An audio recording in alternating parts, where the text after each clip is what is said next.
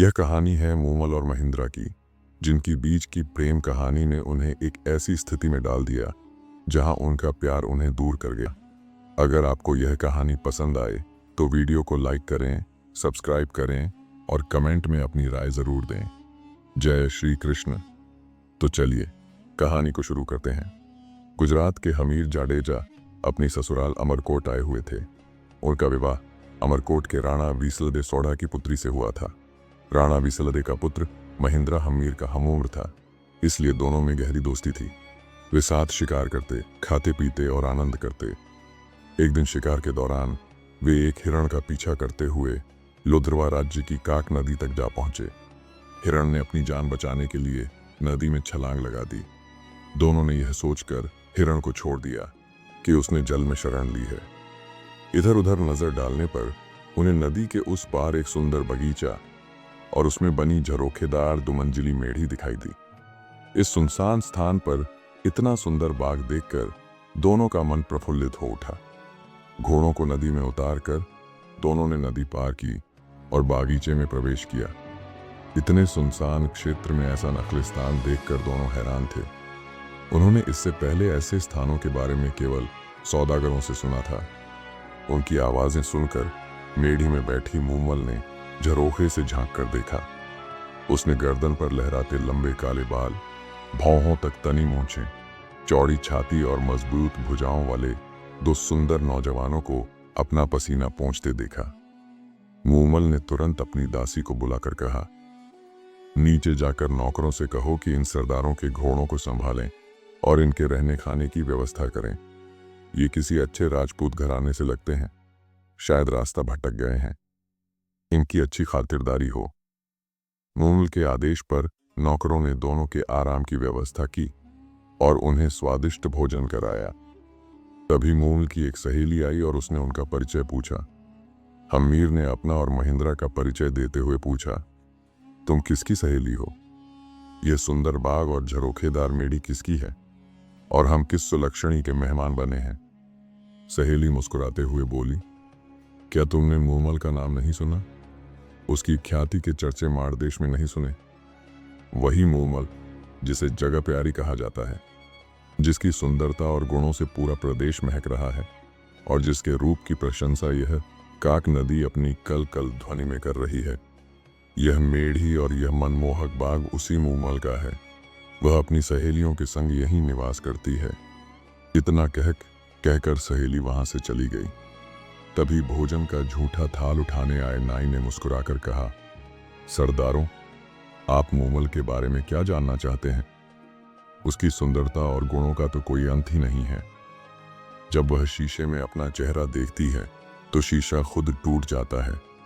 जब वह श्रृंगार कर बाग में आती है तो चांद शर्मिंदा होकर बादलों के पीछे छिप जाता है। उसकी मेढ़ी की दीवारों पर कपूर और कस्तूरी का लेप किया गया है। हर रोज ओखलियों में कस्तूरी कुटी जाती है और वह मन दूध से स्नान करती है। चंदन का लेप उसके शरीर की शोभा बढ़ाता है। मूमल इस धरती पर भगवान का सबसे अनमोल रत्न है, जिसकी बराबरी कोई और नहीं कर सकता। नाई बताते हुए कहने लगा, अखन कुंवारी मूमल पुरुषों से दूर अपने राग रंग में मग्न रहती है।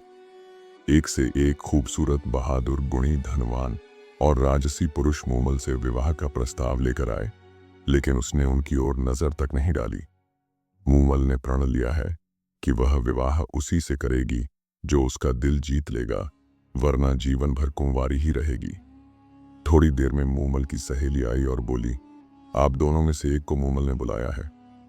हमीर ने अपने साले महेंद्र से कहा, तुम जाओ, लेकिन महेंद्र ने मुस्कुराते हुए जवाब दिया, पहले आप जाएं। हमीर को मेढ़ी के पास छोड़कर सहेली ने कहा, भीतर पधारें, मूमल आपका इंतजार कर रही है।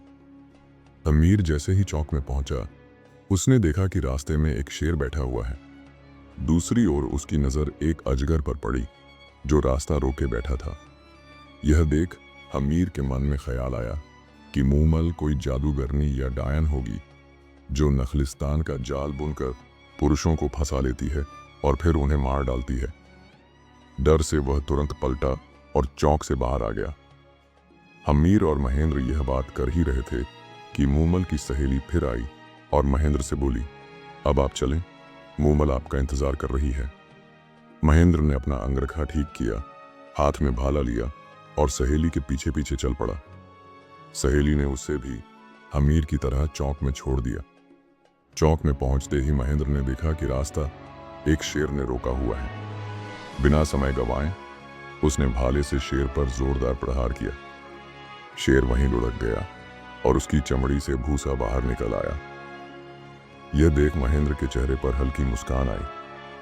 वह समझ गया कि मूमल उसकी परीक्षा ले रही है।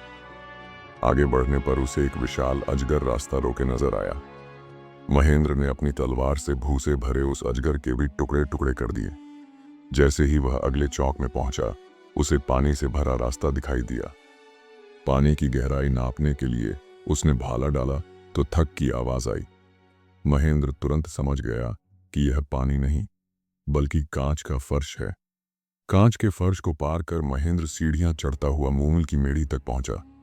जैसे ही उसने मूमल को देखा, वह ठिठक गया। मूमल की सुंदरता मंत्रमुग्ध करने वाली थी। काले बादलों में चमकती बिजली जैसी आभा, एड़ी तक लहराते लंबे काले बाल जो नागिन की तरह जमीन तक फैले थे, उसकी छंपे की डाल जैसी कोमल कलाइयां और बड़ी बड़ी नशीली आंखें मानो मद भरे प्याले हों, तपे हुए कुंदन जैसा दमकता रंग, सांचे में ढाले गए वक्ष और पीपल के पत्ते जैसा पेट। मूमल का हर अंग उफान मारती सुंदरता की मिसाल था। मूमल की अद्वितीय सुंदरता को देखकर महेंद्र के मुंह से अनायास ही निकल पड़ा, न किसी मंदिर में ऐसी मूर्ति होगी, न किसी राजा के महल में ऐसा रूप। महेंद्र मूमल को अपलक देखता रहा। उसकी नजरें मूमल के चेहरे पर ठहरी थीं। वहीं मूमल मन ही मन सोच रही थी, क्या तेज है इस युवक के चेहरे पर, और ये नयन मानो खंजर हों। दोनों की नजरें एक दूसरे में ऐसी घड़ियों के हटने का नाम ही नहीं ले रही थीं। आखिरकार मूमल ने अपनी नजरें झुका लीं और मुस्कुराते हुए महेंद्र का स्वागत किया। दोनों के बीच खूब बातें हुई। बातों ही बातों में वे एक दूसरे को कब अपना दिल दे बैठे इसका एहसास न हुआ। कब रात गुजर गई और सुबह का सूरज निकल आया, यह भी पता न चला। इधर हमीर पूरी रात बेचैन रहा। उसे डर था कि महेंद्र के साथ कोई अनहोनी न हो जाए। सुबह होते ही उसने नाई के जरिए संदेश भिजवाया और महेंद्र को वापस चलने के लिए कहा। महेंद्र का मूमल को छोड़कर जाने का मन तो बिल्कुल नहीं था, पर उसने मूमल से कहा, मैं फिर आऊंगा मूमल, बार बार आकर तुमसे मिलूंगा। मूमल की आंखों में हल्का सा दर्द था, लेकिन उसने मुस्कान के साथ महेंद्र को विदा किया। इसके बाद हमीर गुजरात अपने वतन के लिए रवाना हुआ और महेंद्र अपने राज्य अमरकोट लौट गया। मूमल से वापस आने का वादा कर महेंद्र भले ही अमरकोट लौट गया, लेकिन उसका मन वहीं लोदरवा में मूमल के पास अटका रहा। रास्ते भर उसकी जुबां पर बस एक ही धुन थी, मारी माढ़े चिए मूमल, हाले नी अमराने देश, मेरी मांड देश की मूमल, आओ मेरे साथ अमरकोट चलो। अमरकोट पहुंचने के बाद महेंद्र का दिन तो किसी तरह बीत जाता, लेकिन शाम होते ही मूमल की यादें उसे बेचैन कर देती। जितना वह अपने मन को समझाने की कोशिश करता, उतनी ही मूमल की छवि उसके सामने उभर आती। हर क्षण वह यही सोचता कि कैसे लोदरवा पहुंचकर मूमल से मिला जाए। आखिरकार उसे एक उपाय सूझा। उसने अपने ओटों के झुंड में ऐसा ओट तलाशने की ठानी जो रात भर में लोदरवा जाकर सुबह से पहले अमरकोट लौट सके। महेंद्र ने अपने राय का ऊंट चरवाहे रामू को बुलाया और अपनी समस्या बताई।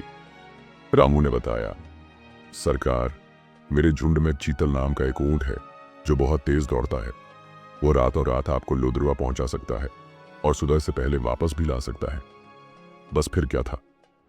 हर शाम राम राय का चीतल ऊंट को सजा धजा कर महेंद्र के पास ले आता। महेंद्र चीतल पर सवार होता, उसकी लगाम खींचता और लोदरवा की ओर निकल पड़ता। वहां पहुंचकर वह मूमल से मिलता, उसकी बातें सुनता और उसके साथ समय बिताता। रात के तीसरे पहर महेंद्र फिर चीतल पर सवार होकर अमरकोट के लिए लौट पड़ता। सुबह होने से पहले वह हमेशा वापस अपने महल पहुंच जाता, मानो कहीं गया ही ना हो। यह सिलसिला कई दिनों तक चलता रहा। महेंद्र विवाहित था और उसकी 7 पत्नियां थीं।